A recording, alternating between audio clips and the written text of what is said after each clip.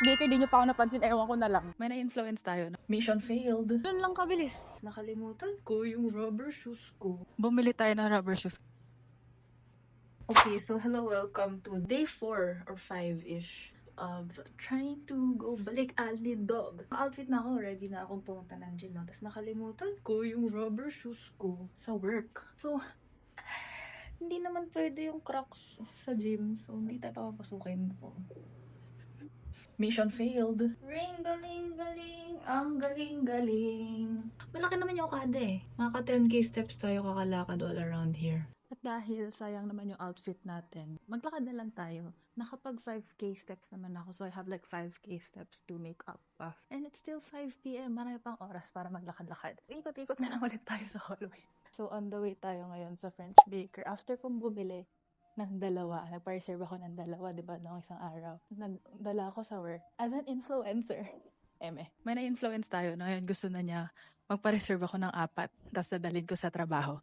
Let's go! Jo, OA din kasi itong parang pana chocolate, craze ko talagang, hindi pwede na ako lang mabudol, so magbubudol tayo ng iba. Grabe no, imagine the fantasy though, if bumili ako ngayon ng rubber shoes para lang makapag-gym ako. Grabe yung dedication dun. Sobrang nakakatawa kasi parang 3 consecutive days na ako balik-balik dito sa French Baker na to.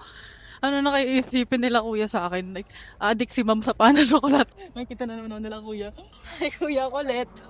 Wala nang pano. 4 po. Tomorrow na lang kunin ko. Ano siya pa ba yan? Ha, di ko alam. 6 or 7 na lang. If ever ba, pwede ba ako magpa-warm dito nung, addict lang? Ba guys, ang bilis ng transaction. Kasi, alam na ni kuya eh. Doon lang kabilis. Babalik na naman tayo bukas.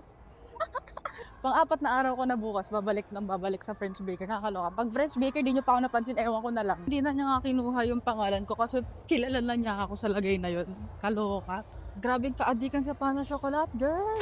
You guessed it, guys. Late na naman tayo dumating. 7:56, 8 p.m. na naman ako. 8 o'clock na naman ako dumating. Lagi na lang. Ano? 4. Sigurado ko baka Babalik na naman ako bukas. Thank you po. Straight from work ako niyan, guys. Ganun ako ka-dedicated sa pana chocolate na to. So yeah, that's everything. I hope you enjoyed this vlog na naman. Sana nakita nyo rin yung first vlog para na-gets nyo tong second vlog. That ends the journey of my pana chocolate shenanigans. Nice.